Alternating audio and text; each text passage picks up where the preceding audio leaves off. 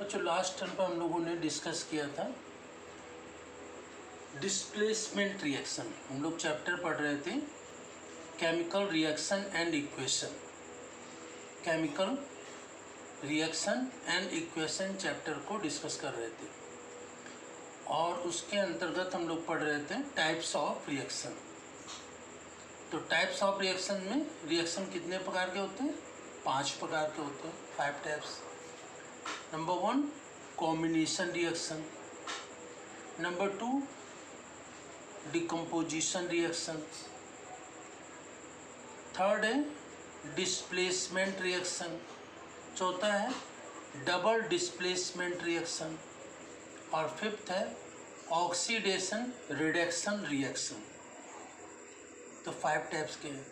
इसमें हम लोगों ने सबसे पहले पढ़ा था combination reaction and then after second reaction is decomposition reaction and third reaction is displacement reaction.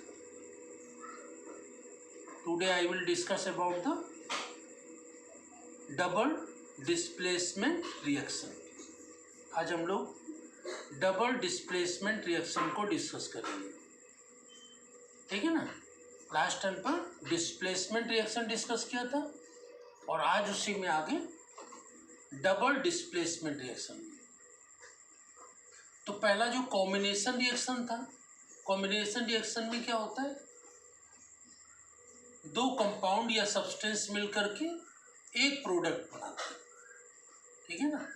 Second वाला था डिकम्पोजिशन रिएक्शन, रिएक्टेंट एक ही है, वो डिकम्पोज हो जाता है, टूट जाता है और उससे 2 या 2 से अधिक प्रोडक्ट बनते हैं। और थर्ड था डिस्प्लेसमेंट रिएक्शन। डिस्प्लेसमेंट रिएक्शन में क्या होता है? डिस्प्लेसमेंट रिएक्शन में जो एक्टिव मेटल होता है, एलिमेंट होता है, वो दूसरे जो कम एक्टिव होता है उसको डिस्प्लेस कर देता है, उसको हटा देता है, ठीक है ना। तो combination reaction, decomposition reaction and displacement reaction. और आज उसी के आगे है फोर्थ है double displacement reaction. Double displacement reaction मतलब कि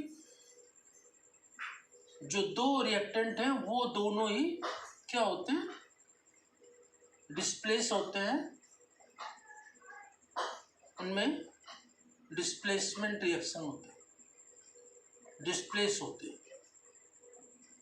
अब देखते हैं, जैसे कि अब यहाँ पर एग्जाम्पल एक देखते हैं। जैसे ये है, एक सब्सटेंस है AB और दूसरा है CD।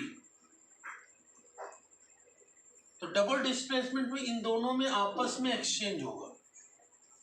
देखिए A D से मिल जाएगा तो AD बनेगा और यहाँ इसका B और C मिल जाएगा तो ये CB बन जाएगा।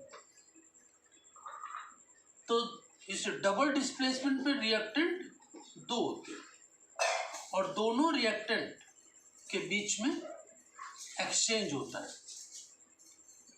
और 2 न्यू सब्सटेंस बनते हैं, 2 न्यू प्रोडक्ट फॉर्म होते हैं। तो डबल डिस्प्लेसमेंट रिएक्शन में क्या होता है? The chemical reaction in which 2 compounds react together. 2 compounds react together, 2 compound react करते हैं टू फॉर्म, जो बनाते हैं 2 न्यू कंपाउंड्स, 2 न्यू कंपाउंड्स बनाते हैं बाय एक्सचेंजिंग देयर आयंस। उनके बीच में आयनों का एक्सचेंज होता है, इस called A double displacement reaction. तो इसमें 2 रिएक्टेंट होते हैं और दोनों रिएक्टेंट के बीच में आयनों का एक्सचेंज होता है, अदला बदली होती है और 2 न्यू प्रोडक्ट फॉर्म हो जाते हैं, ठीक है ना। जैसे इससे बताया एक AB है और एक CD है, तो AB और CD में ये आपस में अदला बदली हुई, एक्सचेंज हुआ, तो A इसके D से मिल गया तो AD बन गया और इसका C और B मिल गया तो ये CB बन गया। अब इसमें कुछ और एग्जाम्पल देखते हैं। अब जैसे यहाँ पर दो रिएक्टेंट है, AgNO3 सिल्वर नाइट्रेट और NaCl सोडियम क्लोराइड। तो एक सब्सटेंस है सिल्वर नाइट्रेट और दूसरा है सोडियम क्लोराइड NaCl। अब इसके बीच में एक्सचेंज होगा, ठीक है ना। तो इसमें ये ध्यान देना है, यहाँ पर Na+ का है, Cl- और यहाँ पर Ag+ है और Na3- है, Na3- है। तो इसमें क्या होगा, ये प्लस माइनस से मिलेगा, एक का प्लस दूसरे के माइनस से और दूसरे का प्लस पहले के माइनस से मिलेगा। ये एक्सचेंज होगा आयनों का, ठीक है ना। एक कंपाउंड का प्लस दूसरे के माइनस से जुड़ेगा, ठीक है।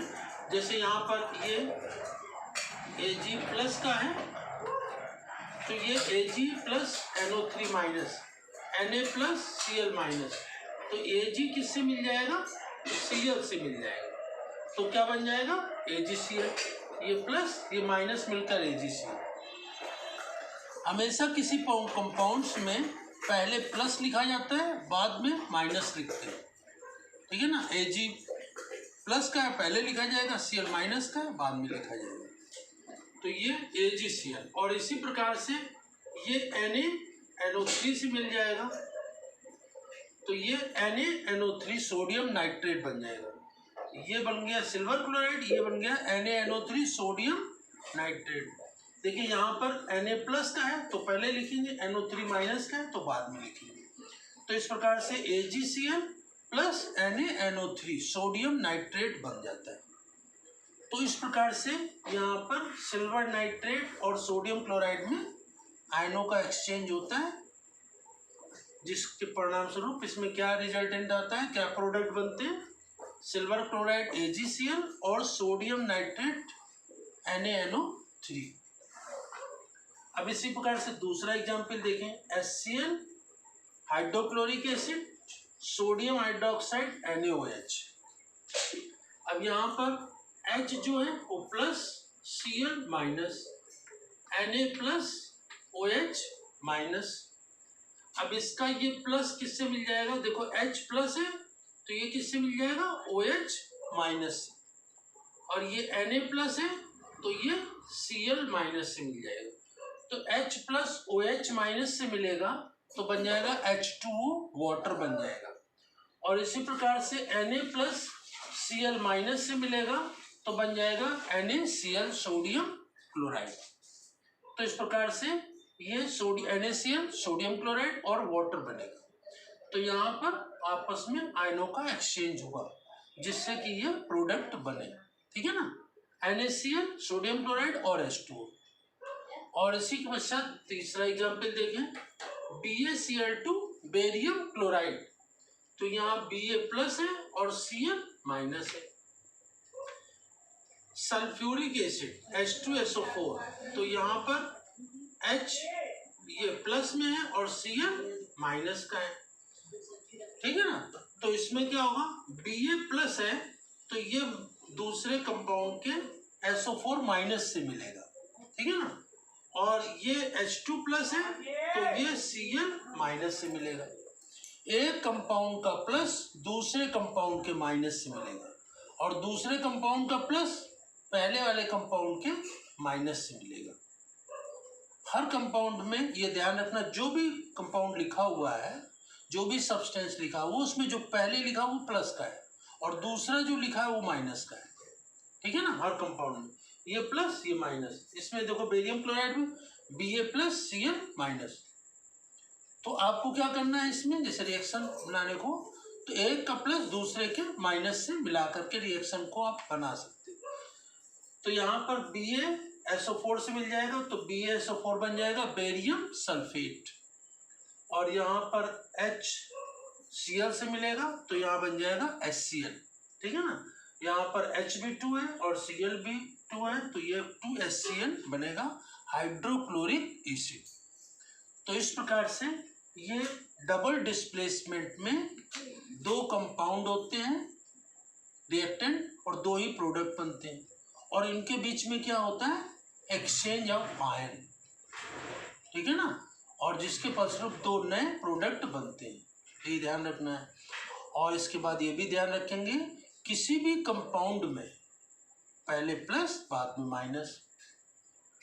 और डबल डिस्प्लेसमेंट रिएक्शन में ध्यान रखना है कि एक का प्लस, जब रिएक्शन होगी डबल डिस्प्लेसमेंट की, तो एक का प्लस दूसरे के माइनस से और दूसरे का प्लस पहले वाले के माइनस से, इस प्रकार से एक्सचेंज हो जाता है। तो ये रिएक्शन में ऐसे, जैसे एग्जामिनेशन में ये रिएक्टेंट लिखे और ये प्रोडक्ट पूछा जाए तो आप इसको आराम से बना सकते हैं कि इसका प्लस इसके माइनस से मिला दें और इसका प्लस इसके माइनस से मिला दें, अदला बदली कर दें, एक्सचेंज कर दें आयंस का। तो इस प्रकार से ये डबल डिस्प्लेसमेंट रिएक्शन, इसको समझना है। और समझ लेंगे तो समझने के साथ ही आप इसमें जो रिएक्शंस आएंगे, यदि उसमें रिएक्टेंट दिया हुआ है तो आप आसानी से प्रोडक्ट लिख लेंगे। रिएक्टेंट पता है तो प्रोडक्ट आसानी से लिख लेंगे, ठीक है ना, बस समझना है इसको, ठीक है ना, किसको किससे मिलाना है। तो इसको अपनी फेयर कॉपी में नोट करेंगे डबल डिस्प्लेसमेंट, और नेक्स्ट टर्न पर हम नेक्स्ट रिएक्शन को डिस्कस करेंगे। Thank you.